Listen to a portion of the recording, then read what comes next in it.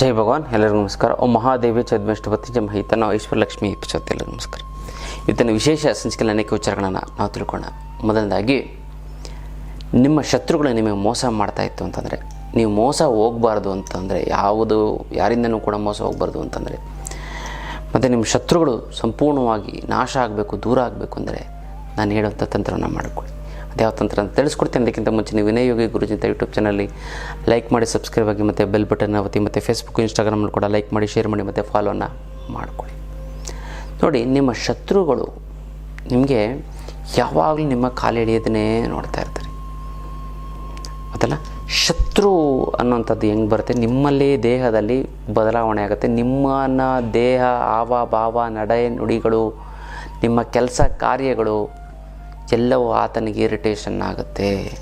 ಅವನ ಮನಸ್ಸನ್ನು ಕೆರಳು ಹಾಗೆ ಮಾಡುತ್ತೆ. ನೀವು ಒಳ್ಳೆಯ ಉದ್ದೇಶ, ಒಳ್ಳೆಯ ಇದು, ಬಟ್ ನೀವು ನಗ್ತೀರಾ, ಆಹಾಹಾ ಅಂತ ನಗ್ತೀರಾ, ಅವನಿಗೆ ಇರಿಟೇಷನ್ ಆಗುತ್ತೆ.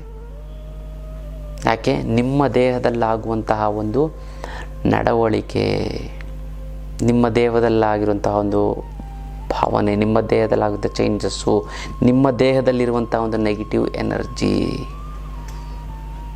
ಗೊತ್ತಲ್ಲ, ಇದನ್ನು ಸರಿ ಮಾಡ್ಕೋತು ಅಂತ ನಿಮ್ಮ ಶತ್ರುಗಳು ನಿಮ್ಮ ಹತ್ರ ಬರೋದಿಲ್ಲ. ನಿಮ್ಮ ಶತ್ರುಗಳೇ ಆಗೋದಿಲ್ಲ. ನಿಮ್ಮ ಶತ್ರುಗಳು ಇದ್ದರೂ ಕೂಡ ಸೈಲೆಂಟ್ ಆಗಿಬಿಡ್ತಾರೆ. ನಿಮ್ಮ ಶತ್ರುಗಳು ನಿಮ್ಮ ಮೋಸ ಮಾಡೋದಕ್ಕೆ ಸಾಧ್ಯನೇ ಇಲ್ಲ. ಏನು ಮಾಡಬೇಕು ಅಂತಂದರೆ, ನೋಡಿ,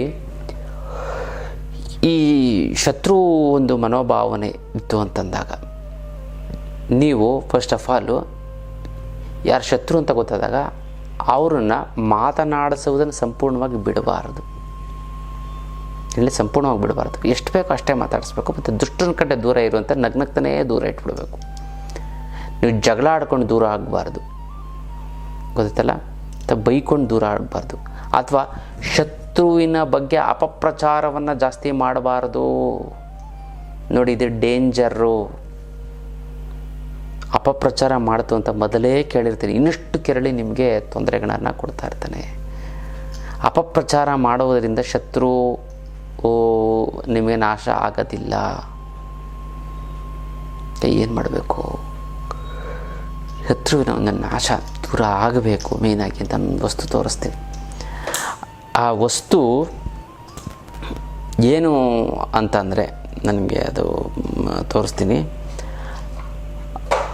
ಆ ವಸ್ತುವನ್ನು ನೀವು ಇಟ್ಕೋತು ಅಂದರೆ ಆಟೋಮೆಟಿಕಾಗಿ ಕೆಲಸ ಆಗ್ಬಿಡುತ್ತೆ.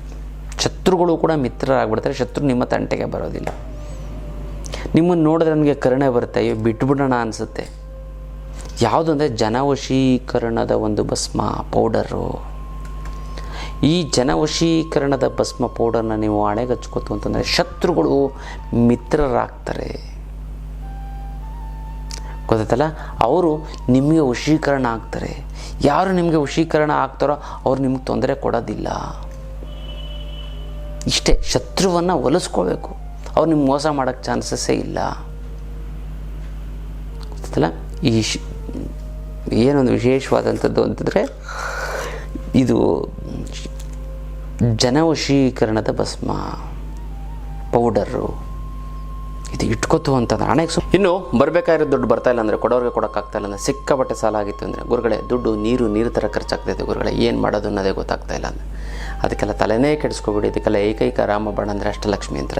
ಈ ಅಷ್ಟಲಕ್ಷ್ಮಿ ಯಂತ್ರ ಮನೆ ಇಟ್ಟಂತಂದರೆ ನಿಮ್ಮ ಹಣಕಾಸಿನ ಸಮಸ್ಯೆ ಸಂಪೂರ್ಣವಾಗಿ ನಿವಾರಣೆ ಆಗಿಬಿಡ್ತದೆ. ಸಾಲ ಪಟ್ಟಂತ ತೀರೋಗ್ಬಿಡ್ತದೆ.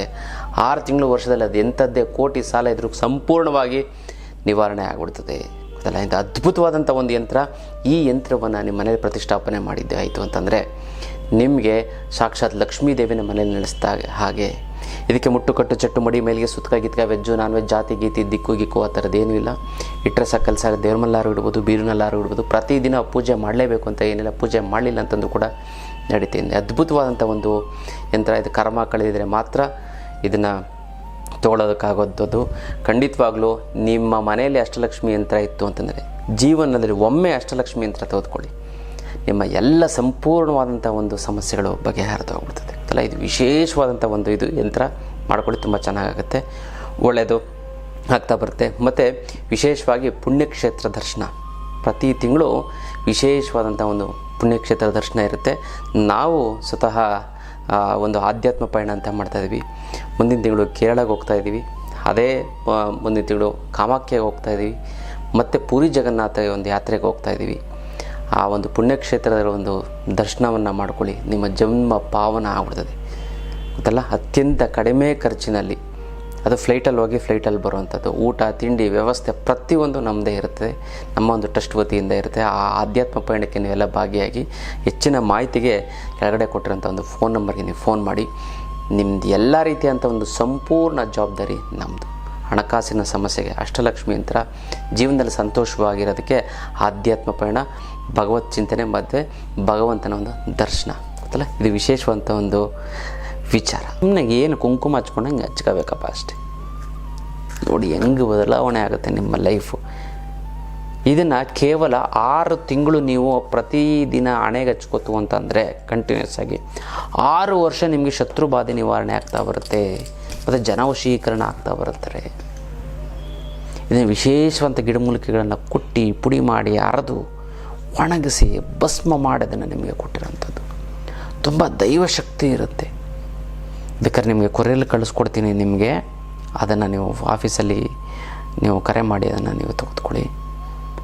ಎಂಥ ಪವರ್ಫುಲ್ಲು ಅಂತಂದರೆ ಭಯಂಕರ ಪವರ್ಫುಲ್ಲು ಗೊತ್ತಲ್ಲ. ಎದುರುಗಡೆ ಇರೋಂಥ ವ್ಯಕ್ತಿ ನಿಮ್ಮ ಮಾತಿಗೆ, ಅದಕ್ಕೆ ಹೇಳ್ತಾರೆ ನಿಮ್ಮ ಮಾತು ಹೆಂಗೆ ನಿಮ್ಮ ಮಾಮೂಲಿ ಆರ್ಡಿನರಾಗಿ ಮಾತಾಡ, ಬಟ್ ಎದುರುಗಡೆ ಆ ಭಸ್ಮವನ್ನು ಹಚ್ಕೊಂಡು ನೀವು ಎದುರುಗಡೆ ಮಾತಾಡ್ತು ಅಂತಂದರೆ ಹೌದು ಹೌದು ಹೌದು ಹೌದು ಅಂತಾನೆ.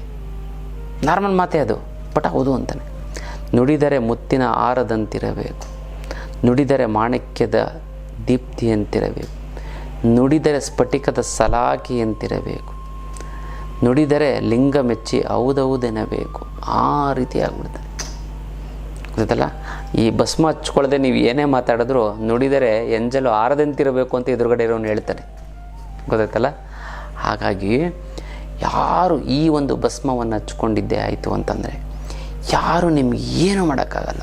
ಎಂಥ ಶತ್ರುಗಳು ಕೂಡ ಬೆಕ್ತರ ಆಗ್ಬಿಟ್ಟು ನೀವು ಹೇಳ್ದಂಗೆ ಕೇಳ್ತಾನೆ, ಶತ್ರು ನಿಮ್ಗೆ ಹೇಳ್ದಂಗೆ ಕೇಳ್ತಾನೆ, ನಿಮ್ಮ ಪಾದ ಸೇವೆಯನ್ನು ಮಾಡ್ತಾನೆ ಶತ್ರು. ಹಾಗಾಗಿ ಈ ಜನವಶೀಕರಣದ ಭಸ್ಮವನ್ನು ನೀವು ಧರಿಸ್ಕೊಂಡಿದ್ದೇ ಆಯಿತು ಅಂತಂದರೆ ನೀವೇನು ಬೆಳಗ್ಗೆ ಸ್ನಾನ ಮಾಡಿ ನೀವು ದೇವ್ರ ಮುಂದೆ ನಿಂತ್ಕೊಂಡು ಹಣೆಗೆ ಹಚ್ಕೊಂಡು ಅಥವಾ ಮನೆಯಿಂದ ಹೊರಡಬೇಕಾದ್ರೆ ನೀವು ಅದನ್ನು ಹಚ್ಕೊಂಡು ನೀವು ಹೋಯ್ತು ಅಂತಂದು ಜನಗಳ ಮುಂದೆ ನೋಡಿ ಗೊತ್ತೈತಲ್ಲ. ಒಬ್ಬರು ವ್ಯಾಪಾರಸ್ಥರು ಜನನೇ ಇರಲಿಲ್ಲ, ಇದನ್ನು ಹಚ್ಕೊಂಡ್ರು. ಏನು ತುಂಬ ಬೆಳಗ್ಗೆ ಬಾಗಿಲು ಓಪನ್ ಮಾಡೋಕ್ಕಿಂತ ಮುಂಚೆನೇ ಜನ 4-5 ಜನ ಕಾಯ್ತಾ ಇರ್ತಾರಂತೆ. ಅದೊಂದು ಹಾರ್ಡ್ವೇರ್ ಅಂಗಡಿ ಇದೆ, ಶಿವಮೊಗ್ಗದಲ್ಲಿ ಒಂದು ಹಾರ್ಡ್ವೇರ್ ಅಂಗಡಿ ಇದೆ. ಜನ ಕಾಯ್ತಾ ಇರ್ತಾರಂತೆ. ಇವ್ರು ತೆಗೆದು 8 ಗಂಟೆ 7ವರೆಗೆ ಜನ ಇರ್ತಾರಂತೆ. ಮೊದಲು 11 ಗಂಟೆ ಆದರೂ ಜನ ಬರ್ತಾ ಇರಲಿಲ್ಲ. ಗುರುಗಳೇ ಎಂಥ ಭಸ್ಮ ಕೊಟ್ಟರೆ ಗುರುಗಳೇ, ಇನ್ನೂ 1-2 ಕೊಡಿ ನಮಗೆ ಅಂತ ಮನೆ ಫೋನ್ ಮಾಡಿದರು. ಹಾಗಾಗಿ ಆ ಒಂದು ಭಸ್ಮವನ್ನು ಹಚ್ಕೊಳ್ಳಿ, ತುಂಬ ಚೆನ್ನಾಗುತ್ತೆ, ಒಳ್ಳೆಯದಾಗ್ತಾ ಬರುತ್ತೆ ಗೊತ್ತಲ್ಲ. ಇದು ವಿಶೇಷವಾದಂಥ ಒಂದು ತಂತ್ರದ ವಿಚಾರ. ಮತ್ತು ಯಾರ್ಯಾರಿಗೆ ಶತ್ರು ಬಾಧೆ ನಿವಾರಣೆ ಆಗಬೇಕು ಅಂದ್ಕೊಂಡು ನಿಮ್ಮ ಹೆಸರನ್ನ ಕಮೆಂಟ್ ಮಾಡಿ, ಓಂ ಐಶ್ವರ್ಯ ಲಕ್ಷ್ಮೀ ನಮಃ ಅಂತ ಕಮೆಂಟ್ ಮಾಡಿ. ನಾನು ಸಂಕಲ್ಪವನ್ನು ಮಾಡ್ತೀನಿ, ತಂತ್ರವನ್ನು ಮಾಡಿ ಒಂದಕ್ಕೊಂದು ಸರಿ ತುಂಬ ಚೆನ್ನಾಗುತ್ತೆ, ಒಳ್ಳೆಯದಾಗ್ತಾ ಬರುತ್ತೆ ಗೊತ್ತಲ್ಲ. ಇನ್ನಷ್ಟು ವಿಚಾರಗಳನ್ನ ತಿಳ್ಕೊಳ್ಳೋಣ ಮುಂದಿನ ಸಂಚಿಕೆಯಲ್ಲಿ. ಅಲ್ಲಿವರೆಗೂ ನಾನು ವಿಶೇಷವಾಗಿ ಆನ್ಲೈನ್ ಕ್ಲಾಸನ್ನು ಮಾಡ್ತಾಯಿದ್ದೆ. ಯಾವುದು ಅಂತಂದರೆ ಜನ ಮತ್ತು ಹಣ ವಶೀಕರಣ. ಈ ಅದ್ಭುತವಾದಂಥ ಈ ಒಂದು ತಂತ್ರವನ್ನು ತಿಳ್ಕೊತಂದರೆ ನಾನು ಯೂಟ್ಯೂಬಲ್ಲೂ ಕೂಡ ಎಲ್ಲೂ ಹೇಳಿಲ್ಲ. ಈ ಒಂದು ಹಣ ವಶೀಕರಣ ಜನ ವಶೀಕರಣದ ವಿಚಾರವನ್ನು ತಿಳ್ಕೊತು ಅಂತಂದರೆ ಎಷ್ಟು ಬೇಕಾದ್ರೂ ದುಡ್ಡು ನೀವು ಹುಡ್ಕೊಂಡಾಗಲ್ಲ, ಅದೇ ನಿಮ್ಮನ್ನು ಹುಡ್ಕೊಂಡು ಬರುತ್ತೆ ಅದಲ್ಲ. ಜನವಶೀಕರಣದ ಕೂಡ ನಾನು ಇದರಲ್ಲಿ ಹೇಳ್ಕೊಡ್ತೀನಿ. ಕೇವಲ ಪ್ರತಿನಿತ್ಯ 5 ನಿಮಿಷ ಈ ಒಂದು ಮಂತ್ರವನ್ನು, ನಾನು ಹೇಳುವಂಥ ಮಂತ್ರವನ್ನು 5 ನಿಮಿಷ ನಾನು ಹೇಳುವಂಥ ತಂತ್ರಕ್ಕೆ ನೀವು ಗಮನ ಕೊಡ್ತು ಅಂದರೆ ಸಾಕು, ನೀವು ಕೋಟ್ಯಾಧೀಶ್ವರರಾಗ್ತೀರ ಅಂತಲ್ಲ. ಅದನ್ನು ಪ್ರಾಕ್ಟಿಕಲ್ಲಾಗಿ ನಿಮ್ಮಾಗಿ ನೀವೇ ಮಾಡ್ಕೊಳ್ಳೋಂಥ ಒಂದು ಅದ್ಭುತವಾದಂಥ ಒಂದು ಶಕ್ತಿಯನ್ನು ನಾನು ನಿಮಗೆ ಕೊಡ್ತಾ ಹೋಗ್ತೀನಿ. ಆ ಆನ್ಲೈನ್ ಕ್ಲಾಸಿನ ಹೆಚ್ಚಿನ ಮಾಹಿತಿಯನ್ನು ನೀವು ಫೋನ್ ಮಾಡಿ ಕರೆ ಮಾಡಿ ತಿಳ್ಕೊಳ್ಳಿ. ಇದು ಅದ್ಭುತವಾದಂಥ ಹಣ ಮತ್ತು ಜನವಶೀಕರಣದ ಒಂದು ಆನ್ಲೈನ್ ಕ್ಲಾಸ್.